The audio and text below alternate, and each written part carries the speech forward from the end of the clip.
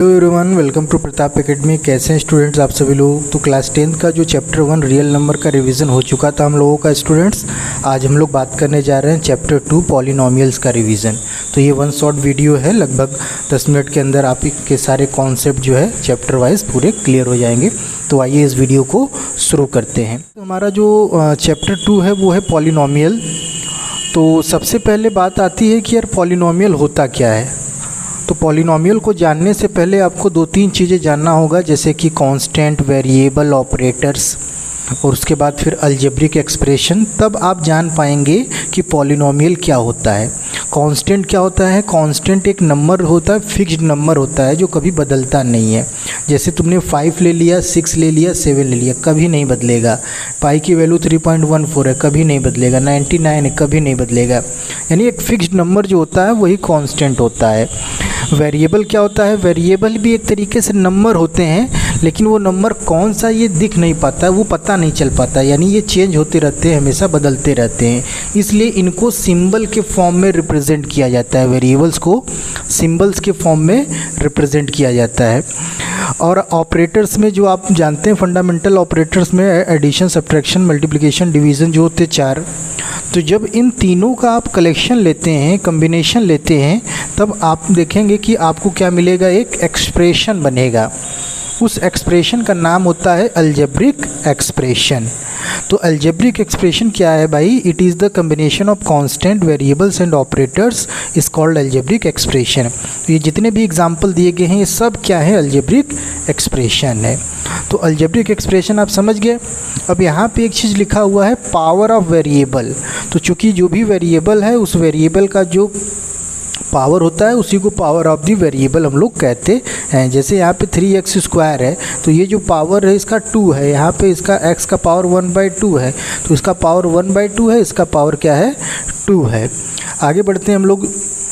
अब हमको क्या समझना है कि अब एक्चुअल में पॉलिनोमियल क्या है, व्हाट इज़ पॉलिनोमियल। तो अब जो भी आप इतना तो समझ गए अलजेब्रिक एक्सप्रेशन क्या होता है। तो जो अलजेब्रिक एक्सप्रेशन है उसका जो पावर आप लेते हैं, अगर वो पावर होल नंबर के फॉर्म में आ जाता है तो उस एक्सप्रेशन को ही हम पॉलिनोमियल बोल देंगे। ये बात ध्यान रखिएगा। यानी देखो, अगर मैं एक एग्जांपल ले रहा हूँ पीछे वाले से ही, 3x² + 4x + 5, ये क्या है? एक पॉलिनोमियल है। क्यों है? क्योंकि इसमें जो वेरिएबल है इसके पावर को देखो, ये होल नंबर है। यहाँ 2 है, होल नंबर है। यहाँ देखो x का पावर कुछ नहीं, यानी 1 होल नंबर है। x - 5x³ - 4x², 3y + √2, ये सब क्या है? पॉलिनोमियल है। लेकिन यहाँ नीचे दिया गया है, क्या ये पॉलिनोमियल है? नहीं। क्यों? क्योंकि x का पावर 1/2 आ गया और 1/2 आपका होल नंबर नहीं होता। तो वही चीज़ है कि पावर कभी भी फ्रैक्शन में नहीं होना चाहिए, पावर हमेशा होल नंबर में होगा। तो उसको हम पॉलिनोमियल बोलेंगे। किसका? किसी भी अलजेब्रिक एक्सप्रेशन का। तो जैसे कि एग्जांपल आपको दिया गया है, यहाँ पे समझने की कोशिश करेंगे।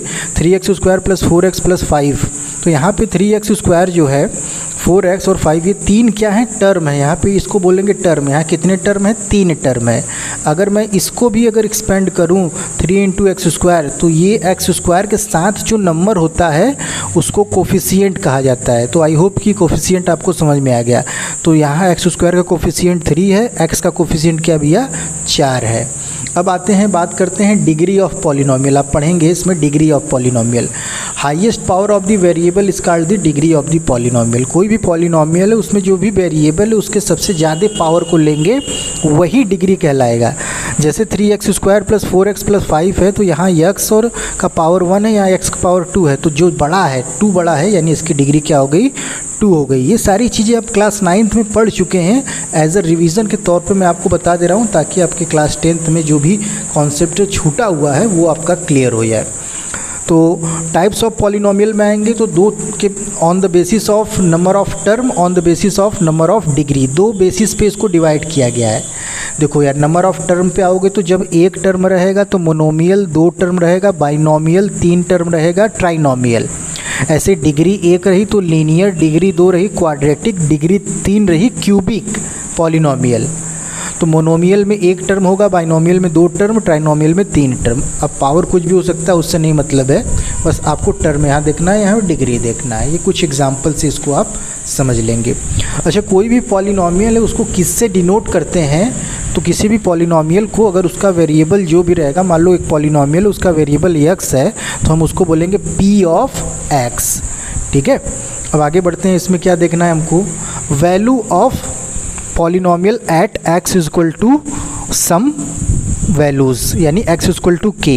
कह रहे find the value of the polynomial at x बराबर 2। x बराबर 2 पे वैल्यू क्या होता है? वैल्यू यानी कि जब भी कोई पॉलिनोमियल दिया है उसके जगह पर वो पुट कर आप निकाल लेंगे। यानी यहाँ 2 पुट करोगे, 2 2 ज़ा 4, -5 कर दोगे, -1, यानी 2 रखने पे -1 दे रहा है।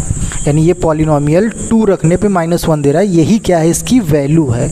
अगर यही वैल्यू 0 हो जाएगा, अगर कोई नंबर आपने रखा वही चीज़ 0 हो जाए, तो उसको बोला जाएगा जीरोज़ ऑफ द पॉलिनोमियल। किसको? उस वैल्यू को बोला जाएगा zeros of the polynomial.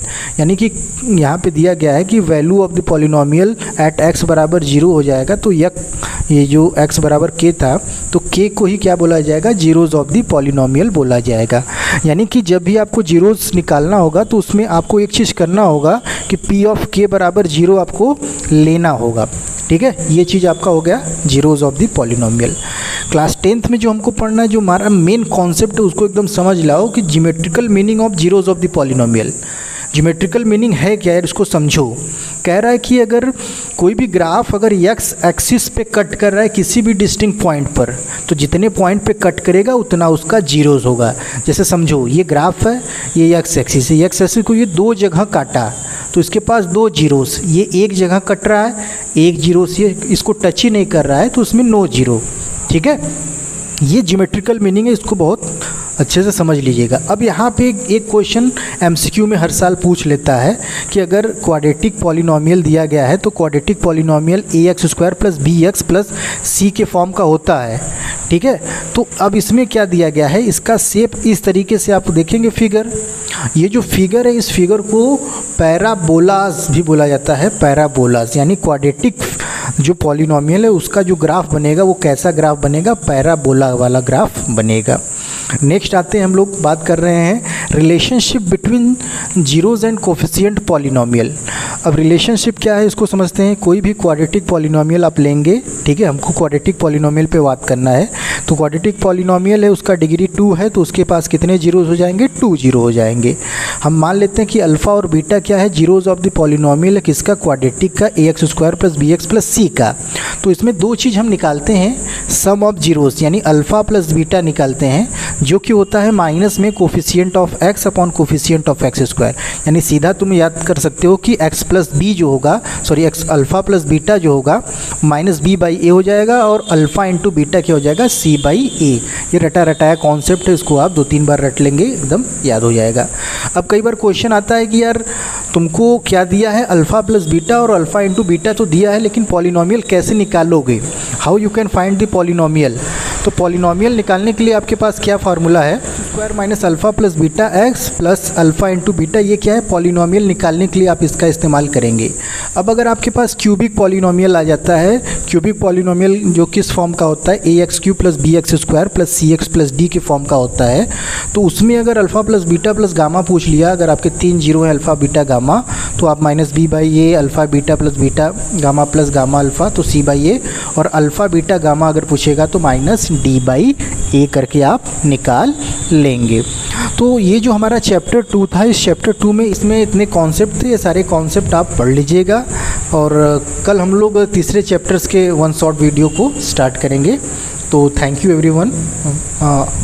Video को पूरा देखने की कोशिश किया करिए और लाइक शेयर आप सभी लोग कर दिया करिए। तो थैंक यू एवरीवन।